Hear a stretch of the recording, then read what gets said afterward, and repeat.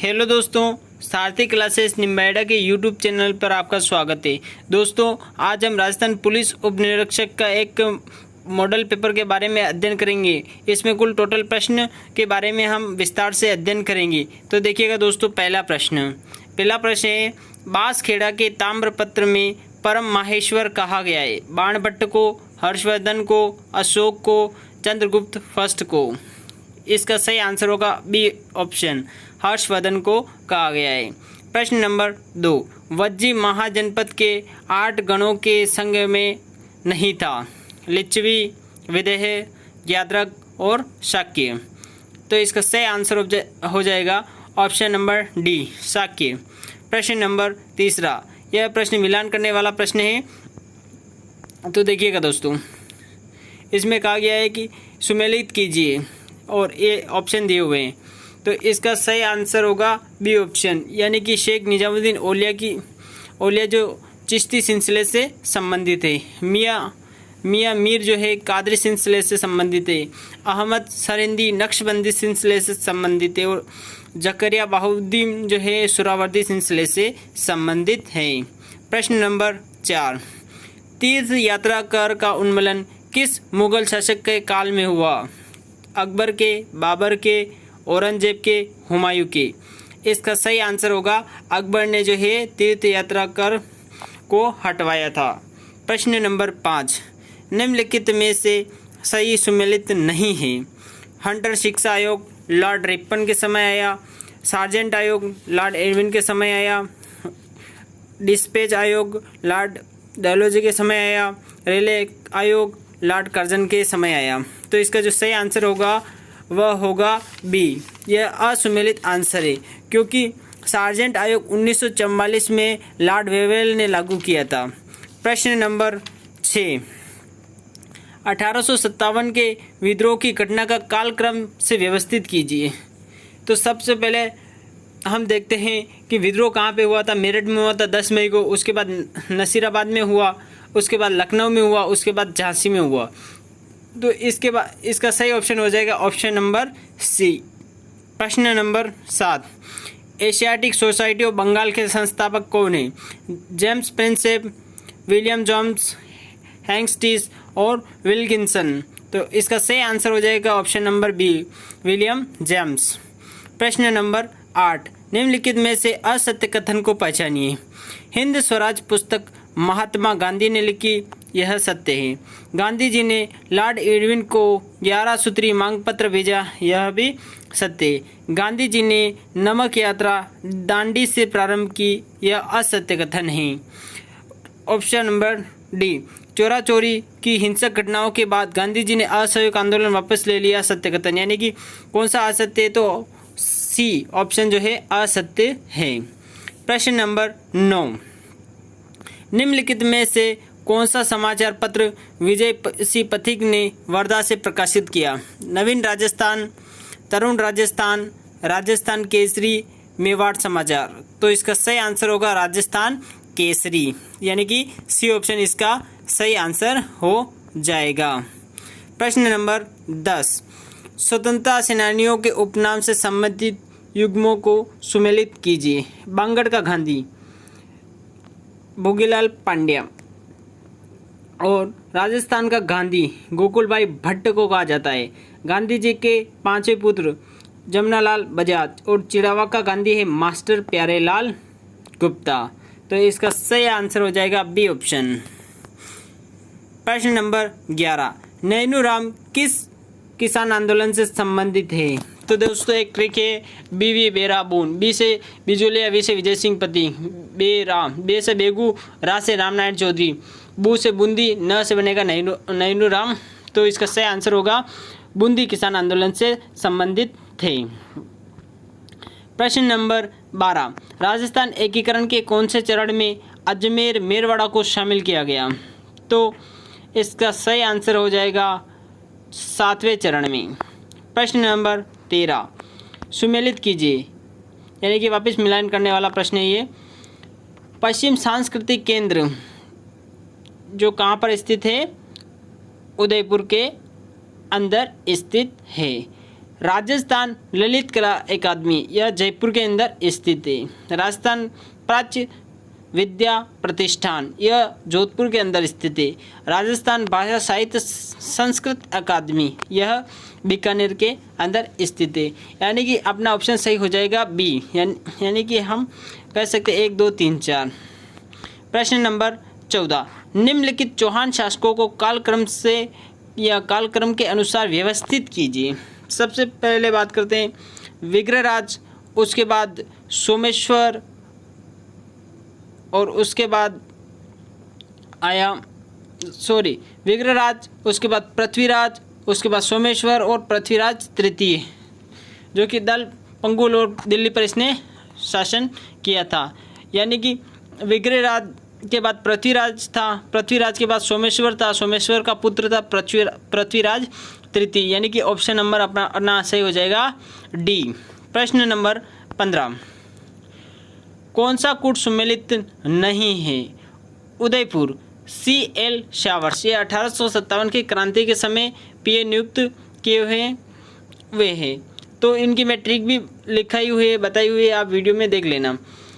तो इसका A option सही है। जयपुर का ईडन सही है, जोधपुर का मैकमेसन सही है, और कोटा का बर्टन है, परंतु पैट्रिक लॉरेंस ये तो AGG था 1857 की क्रांति के समय, यानी कि डी ऑप्शन हमारा हो गया असम्मिलित।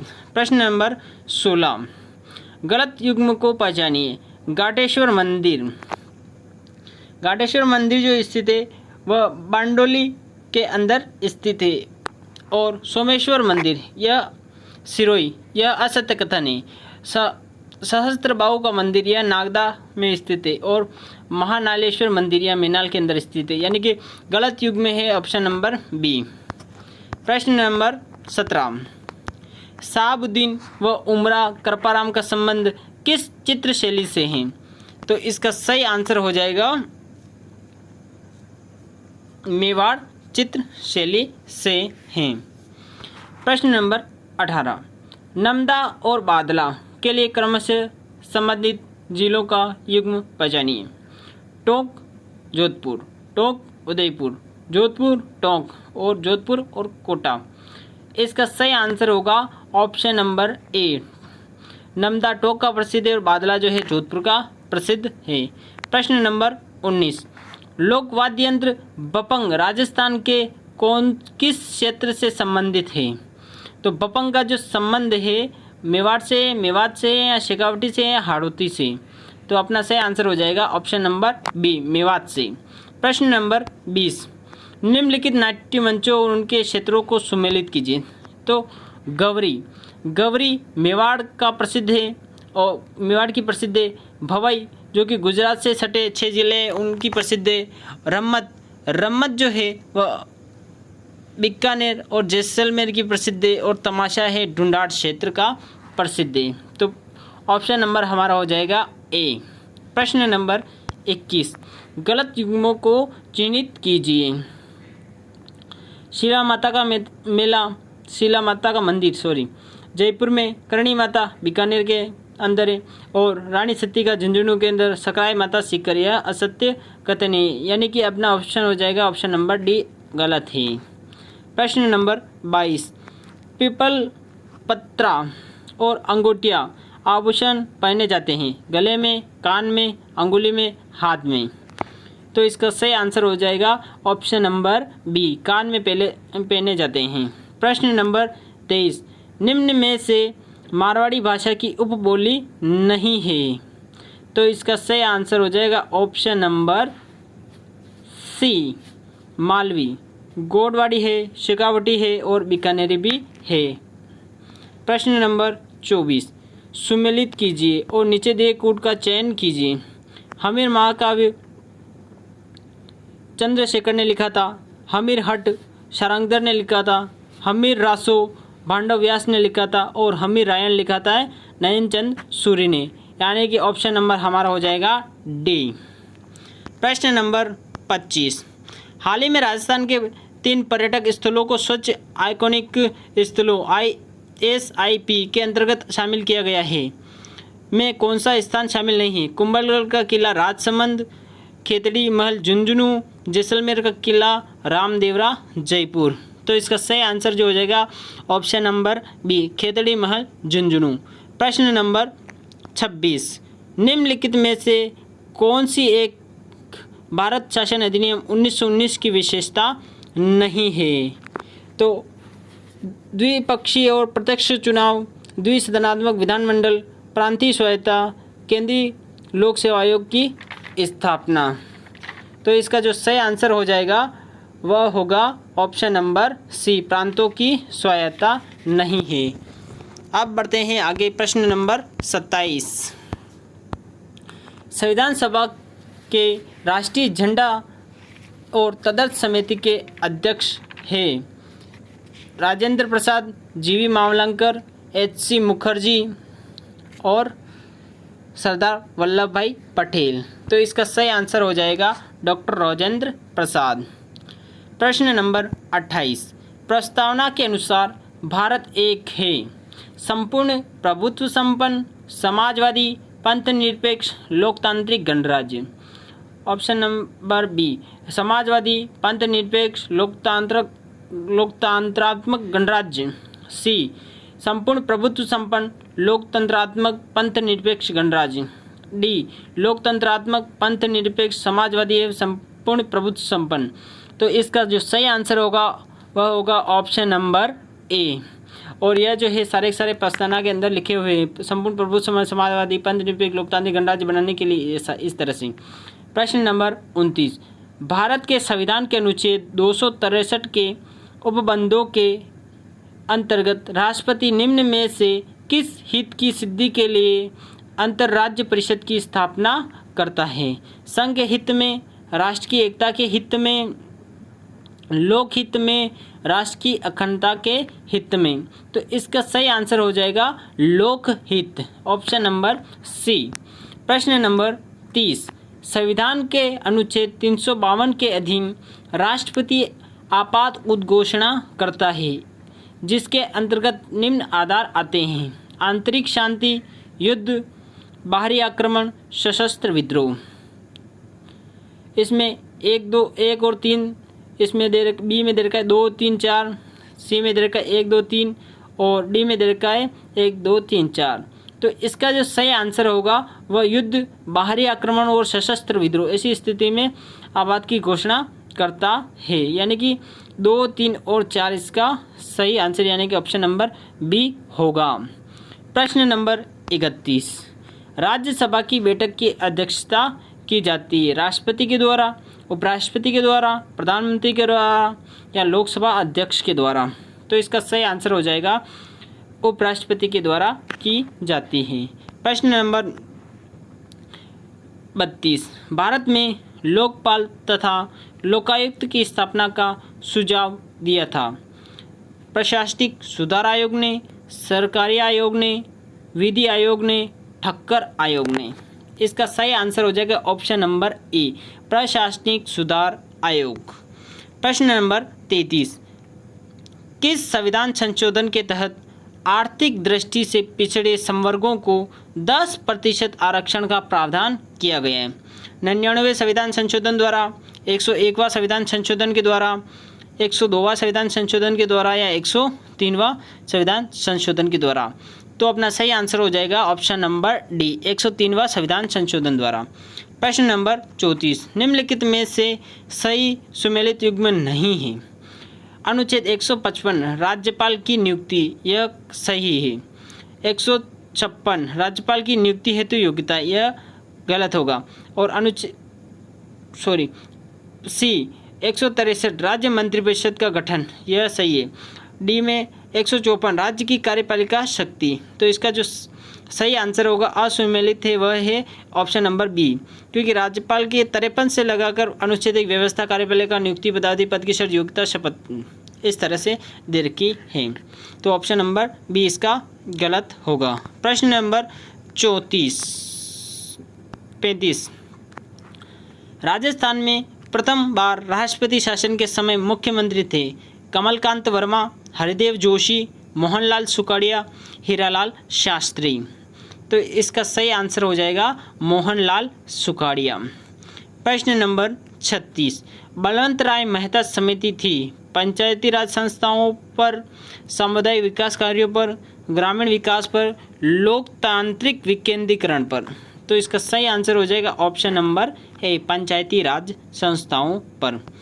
प्रश्न नंबर 37, निम्न में से राजस्थान के राज्यपाल किस पद पर प्रमुखता नहीं होते हैं? राजस्थान स्काउट गाइड संरक्षक होते हैं, अरावली प्रबंधक बोर्ड के अध्यक्ष नहीं होते हैं, राजस्थान के विश्वविद्यालयों के कुलपति होते हैं, पश्चिम क्षेत्र सांस्कृतिक केंद्र के अध्यक्ष के रूप में होते हैं। तो इसका सही आंसर हो जाएगा ऑप्शन नंबर बी, जो कि असत्य है या गलत है। प्रश्न नंबर 38, राजस्थान में जिला कलेक्टर की शक्तियाँ हैं। पुलिस पर नियंत्रण रखना, जी हाँ, जिला कलेक्टर कार्य है।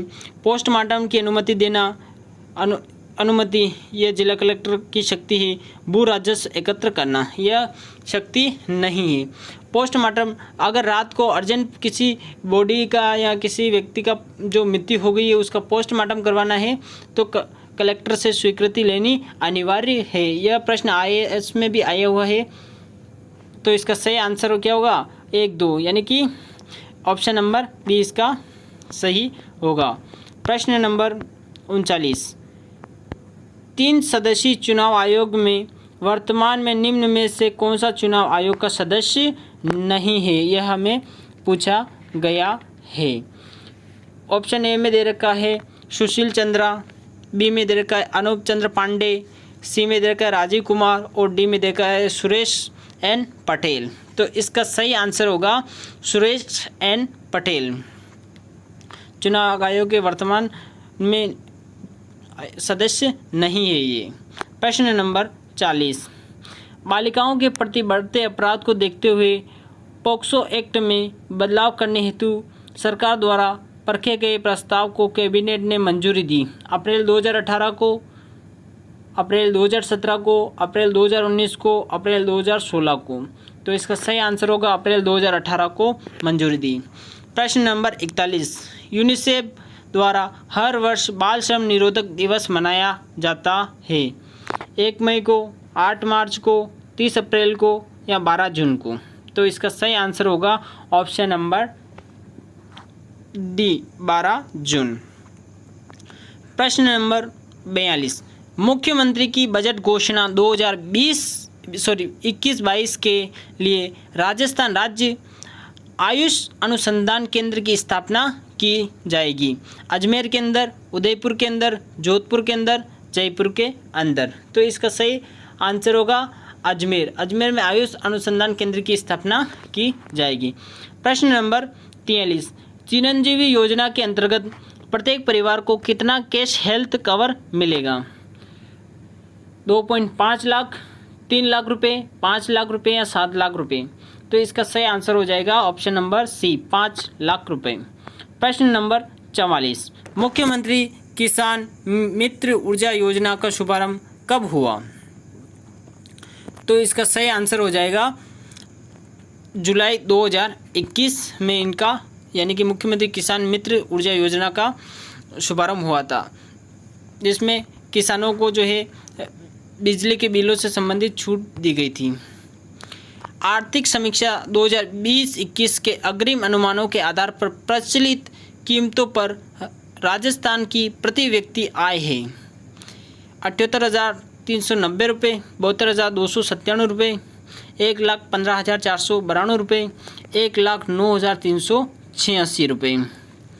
इसका सही आंसर होगा ऑप्शन नंबर डी, 1,09,386 रुपये। प्रश्न नंबर 46, राजस्थान वानिकी एवं जैव विविधता परियोजना के द्वितीय चरण को किस निकाय से वित्तीय पोषित किया गया है? विश्व बैंक, JICA द्वारा, NDB द्वारा या KFW के द्वारा? तो इसका सही आंसर हो जाएगा ऑप्शन नंबर बी, JICA के द्वारा, जक्सा।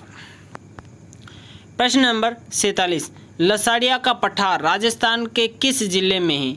चित्तौड़, राजसमंद, उदयपुर, सिरोही। इसका सही आंसर होगा उदयपुर के अंदर। प्रश्न नंबर 48 हीराकुंड बांध परियोजना किस नदी पर है? यमुना पर, महानदी पर, ब्रह्मपुत्र पर, कावेरी पर। तो इसका सही आंसर हो जाएगा ऑप्शन नंबर बी। प्रश्न नंबर 49 जोजिला दर्रा जोड़ता है लेह और कारगिल को, श्रीनगर और तिब्बत को, लेह और श्रीनगर को, कश्मीर और तिब्बत को। तो इसका सही आंसर हो जाएगा लेह और श्रीनगर को जोजिला दर्रा जोड़ता है। प्रश्न नंबर 50 निम्नलिखित रामसर स्थलों को उनके राज्य से सुमेलित कीजिए।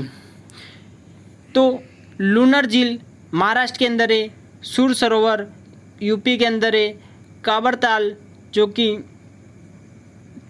उत्तर प्रदेश के, सूर सागर उत्तर, काबरताल जो है बिहार के अंदर है, और आसन संरक्षण जो है ये उत्तराखंड के अंदर है। तो यानी कि अपना ऑप्शन होगा बी, यानी कि 4 3 2 1 अपना सही आंसर होगा।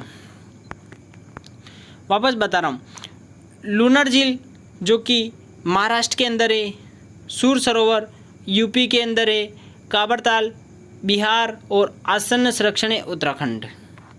प्रश्न नंबर लास्ट 51 जूमिंग कृषि एवं उससे संबंधित राज्यों के नाम दिए गए हैं, कौन सा युग्म सही सुमेलित नहीं है?